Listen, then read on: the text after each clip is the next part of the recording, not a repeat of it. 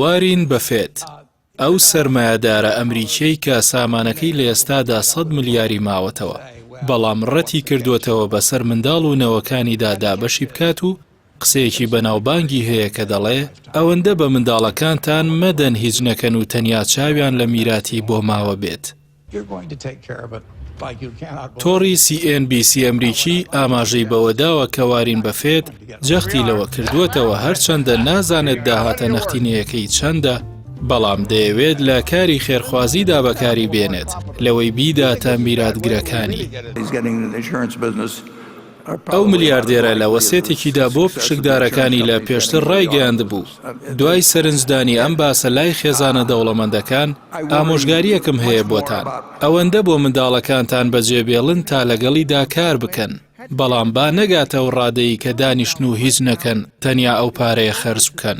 ئەو پیاوە تەمەن 90 ساڵە کاری خێرخوازی بەوە پێناسە کردووە کە ئاسانترین کارە لە جیهاندا، چونکە بەخشین ئازاردەر نییە، بەڵکو دەبێتە هۆکارێک بۆ ژیانێکی باشتر بۆ خۆت و منداڵەکانیشت.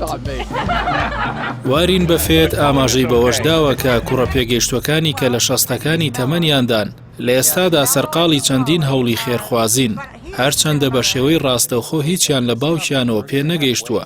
بەڵام بەپێی زانیاریەکانی ڕۆژنامەی واشنگتن پۆستی ئەمریکی لە ساڵی 2014ەوە هەر یەکێکیان بە بەهای چەند ملیارد دۆلار خاوەنی دامەزراوەی خۆیانن.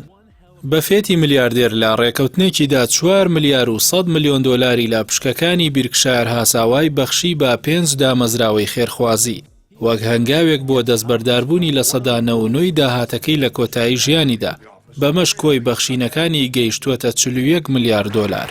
ئەو بازرگانە لە قۆناغێکدا دەوڵەمەندترین کەسی جیهان بوو. ئێستاش سامانەکەی 100 میلیارد دۆلار و بەنیازە ئەو پشکانی ماوێتی بکاتە 238,000 پشکی خێرخوازی.